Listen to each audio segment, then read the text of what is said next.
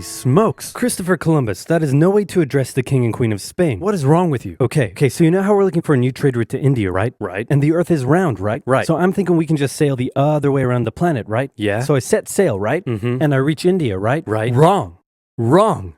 I did not reach India. I did not. All right, get to the point. Did you know there's a whole nother freaking continent out there? Okay, and you think I should care about this? Why? Oh, I'm sorry, did I forget to mention there's gold everywhere? Gold? Columbus landed in Central America in October 1492, and he had the time of his life. And by that I mean he went on a huge theft and murder spree. He stole gold, jewelry, people, and a hammock. And then he returned to show off all of his riches, including a few previously undiscovered items such as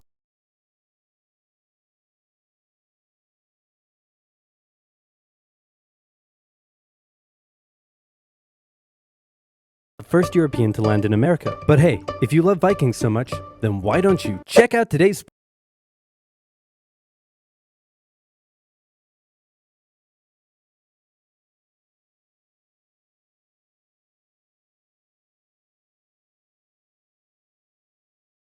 Oh yeah, Columbus, time of his life, hammock. And suddenly the race was on to explore and conquer the New World. After a couple centuries of warring with the natives and each other, the European powers had claimed quite a lot of land, including this area, which both the English and the French claimed as theirs. One day the French said, I'm gonna build some forts along here. And the English were like, could you not? And the French said, sorry, but no, I could not. And they went ahead and built their forts, which pissed off the English, so they sent an up-and-coming British lieutenant colonel by the name of George Washington with a combined force of British troops and Native Americans. After a short battle, the French commander said, all right, we surrender. Okay, boys, pack it up. They're surrendering. Oh, sorry, was I not meant to split his head open with a tomahawk? Don't worry. It's not like this will start a 7-year-long major global conflict. And what happened next was a 7-year-long major global conflict, which Great Britain won. At the peace negotiations, Spain gave up Florida, while France gave up all of its territories in North America. But Britain's victory came at a cost, a £60 million cost. They were now broke, in a lot of debt, and had to come up with some way to repay it. So they went to the colonies and said, okay, listen up. So a huge part of the war was spent protecting you from the French, and now we have no money because of it.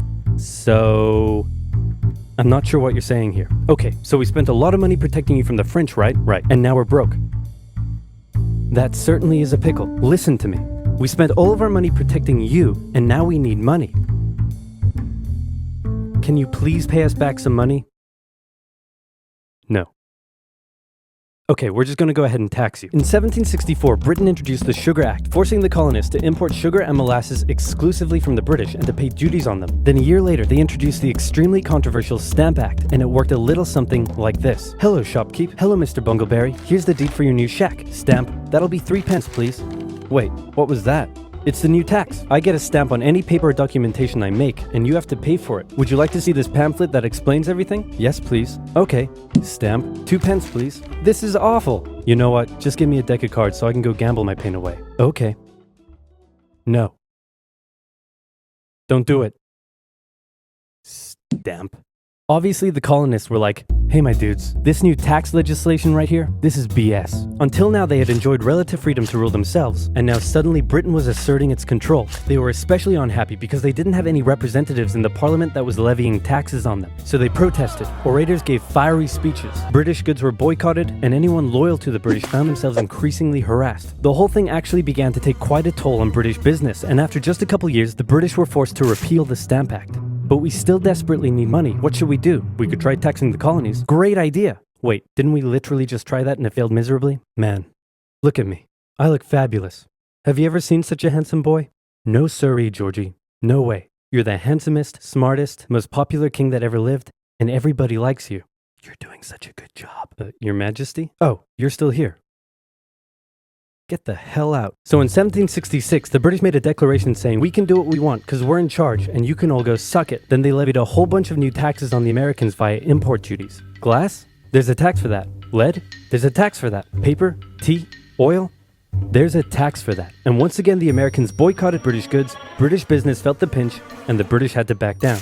Alright, this is ridiculous. They're my colonies and I have to be able to assert my control. repeal all the new taxes except for the one on tea, also send 1,000 troops to Boston to take control. Oh, and make the colonists pay for them. And as British troops arrived, the tension in Boston was palpable. You could cut it with a knife, and it was all about to come to a head. On March 5th, a band of local patriots began heckling a British guard at the customs house. More and more Americans joined in the heckling, while more British troops turned up in support of their comrade. Snowballs were thrown at the British. The snowballs turned to rocks, the rocks to oyster shells. The soldiers, outnumbered, panicked. One thing leads to another, and you can see where this is going.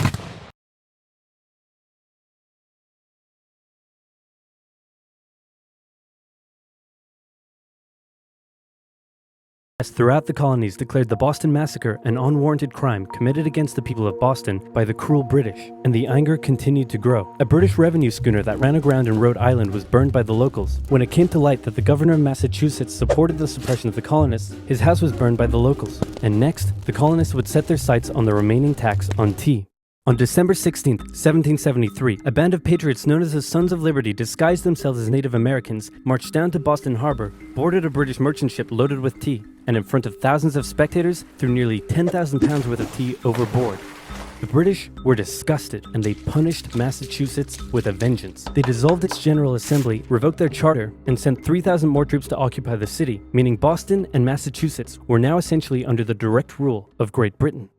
And oh boy, were the people pissed. The other colonies saw what was happening and worried they might be next. So they called a brain trust to decide what to do.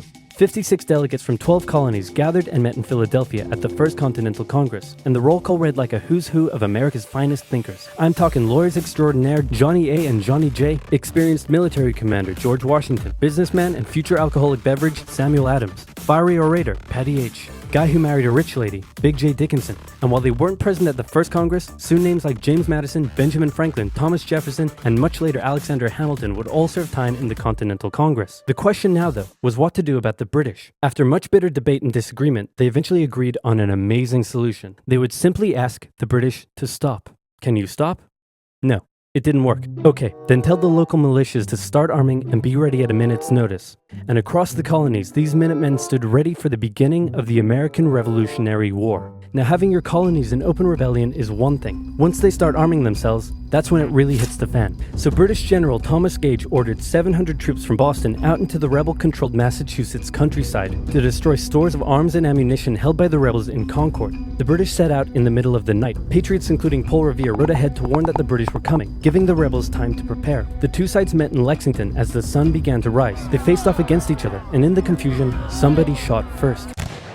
The shot heard around the world marked the beginning of the American War of Independence. The rebels were outnumbered and had to fall back to Concord as the British split up to search for rebel supplies. However, more and more Patriot rebels kept showing up, and this time it was the British who were outnumbered as more fighting kicked off in Concord. The most professional army in the world was forced to flee back to Boston at the hands of local, poorly trained militiamen. And all along the British route back to Boston, Patriot rebels continued to gather and open fire on the retreating British. When the British reached Boston, the rebel militias surrounded them. Boston and the British were now under siege as small land and naval skirmishes continued around the city.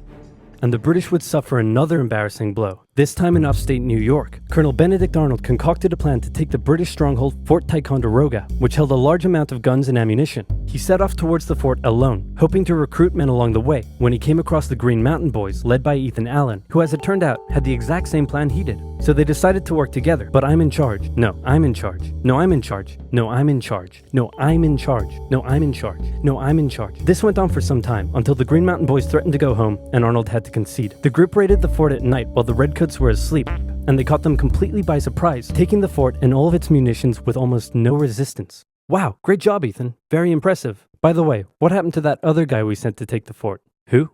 Benedict Arnold. Never heard of him. Ouch.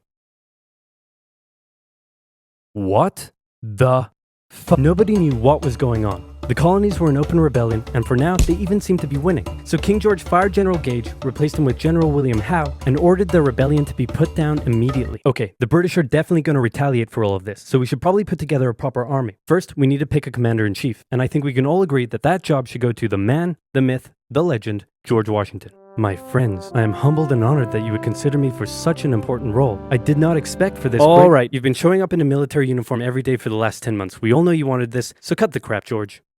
Dude. Uncool. So Washington began his journey up to Boston to take command of the newly established Continental Army, just as the British made their first major attempt to break the siege. They made plans to take the high ground on Bunker Hill, but spies warned the Continentals of the British plans, so they fortified Bunker Hill and set up defensive positions on nearby Breed's Hill. The day of the battle came, and as the British advanced, a barrage of Continental gunfire was opened up on them. Twice they tried to climb the hill, twice they were pushed back. The battle lasted 3 hours until the Continentals finally ran out of ammunition and had to retreat, allowing the British to take the hill. While technically a British victory, they suffered nearly 1,000 casualties to the Continentals' 400. The colonists showed the British that this wasn't just a rebellion, it was war, and they were ready for it. But one thing they weren't sure about was why they were fighting. While some radicals were starting to throw around the I word, most hoped to eventually repair their relationship with Great Britain. So they sent a letter to King George saying, "Hey man, looks like things aren't going your way. Remove the taxes and let's be friends. I'm gonna kick your ass." Send that to the colonies. Your Majesty, your handwriting is terrible. Are you sure? Just do it. What does it say? He's gonna lick my... Gross. So for the remainder of the year, small engagements continued to occur around the colonies. The British burned down the towns of Falmouth, Massachusetts and Norfolk, Virginia as revenge for earlier anti-British incidents. These actions played right into the hands of patriot propaganda. Overseas, the British were seen as brutes, and the French and Spanish would soon begin sending supplies to the rebel cause. During this time, there was also minor fighting going on between patriot and loyalist militias in the southern colonies. Benedict Arnold was still on a mission to win some personal glory for himself, so he headed up an attempt to invade Canada in a two-pronged attack. The Continentals managed to capture some British forts and the city of Montreal, but a harsh snowstorm with some smallpox on the side saw them defeated and pushed back at Quebec City, and they were forced to retreat all the way to Fort Ticonderoga. Speaking of which, remember all those guns and ammunition? Well, this guy's got a plan for what to do with them. He uses oxen to drag 120,000 pounds of artillery for 2 months through the harsh winter, 300 miles all the way to Washington and his Continental Army surrounding Boston. Boom.